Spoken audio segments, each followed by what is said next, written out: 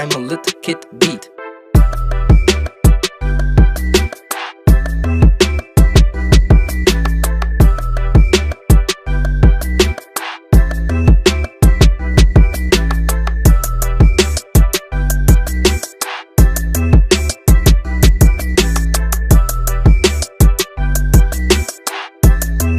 I'm a little kid beat.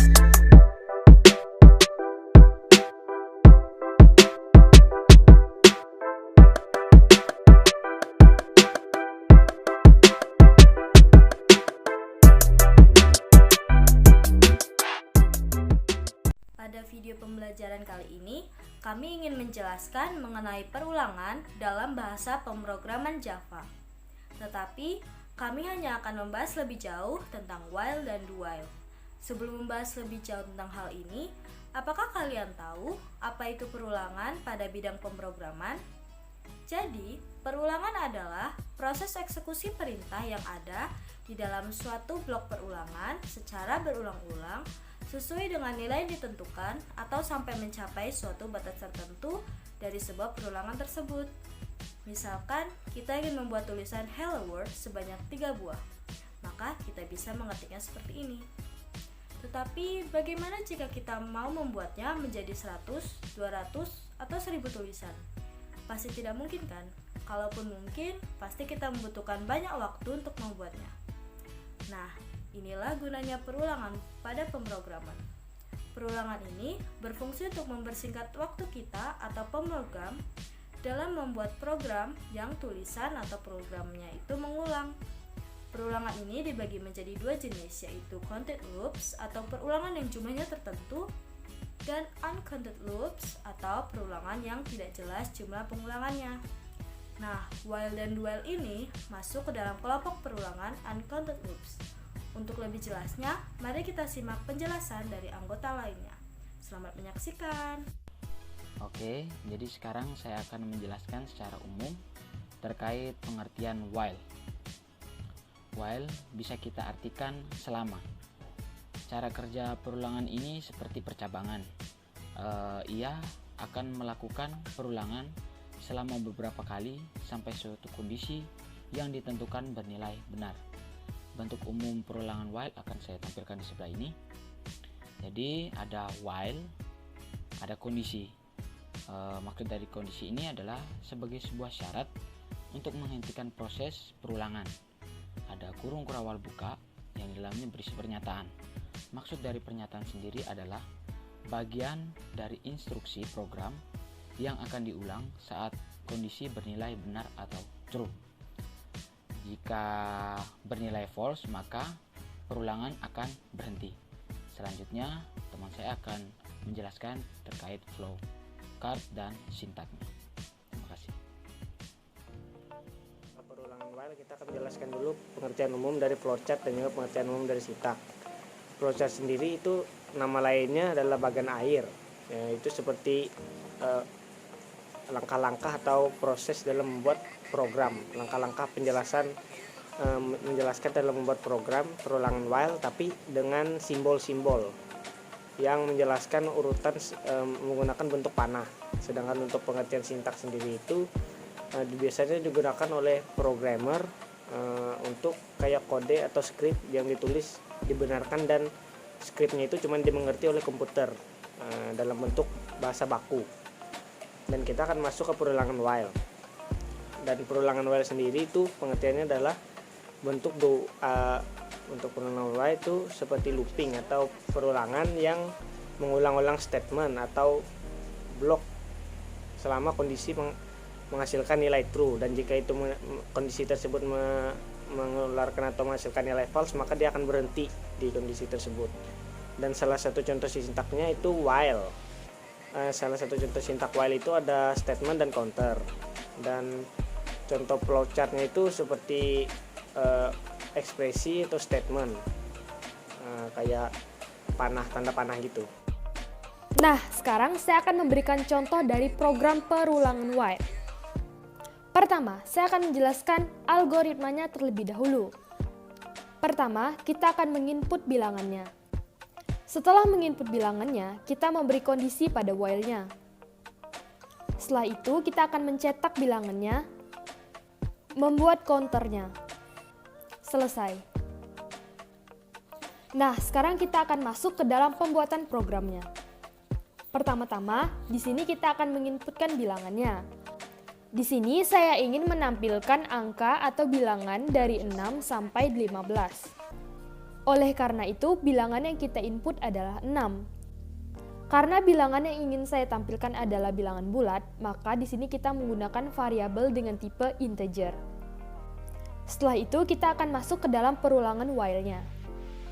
Di sini, kondisi while-nya adalah bilangan kurang dari 16. Blok perintah pada program ini terdapat pada baris 16 dan 17. Selama bilangan kurang dari 16, maka blok perintah ini akan terus dijalankan. Untuk bisa keluar dari perulangan ini, maka kita membutuhkan yang namanya counter, di mana counter dalam program ini adalah di baris 17, yaitu bilangan sama dengan bilangan ditambah 1. Statement inilah yang nantinya akan membuat kita keluar dari perulangannya. Program ini akan melakukan perulangan atau akan diulang sebanyak 10 kali. Output dari program ini yaitu angka 6 atau bilangan 6 sampai dengan 15. Pernyataan do while digunakan untuk membuat perulangan yang mengeksekusi pernyataan tertentu hingga kondisi pemeriksaan pernyataan tersebut bernilai false. Kondisi akan diperiksa setelah pernyataan tersebut akan dijalankan sekurangnya sekali. Perulangan do while sendiri itu pengertiannya adalah membalikan logika perulangan dengan teknik while. Dengan perulangan do while menyatakan eksekusi, kemudian kondisi variabel dikontrol, dengannya memeriksa apakah memenuhi syarat atau tidak. Dan contoh sintaknya itu do while itu seperti statement dan counter. Dan untuk flowchartnya sendiri itu seperti panah yang dimana statementnya duluan, lalu dilanjutkan dengan ekspresi, apakah ekspresinya itu true atau false. Dan untuk flowchart while-nya sendiri itu kebalikannya, dimulai dari ekspresi lalu ke statement, dan kita lihat statementnya itu false atau true. Sekian dan terima kasih atas perhatiannya. Oke, sekarang saya akan memberikan contoh program perulangan do while.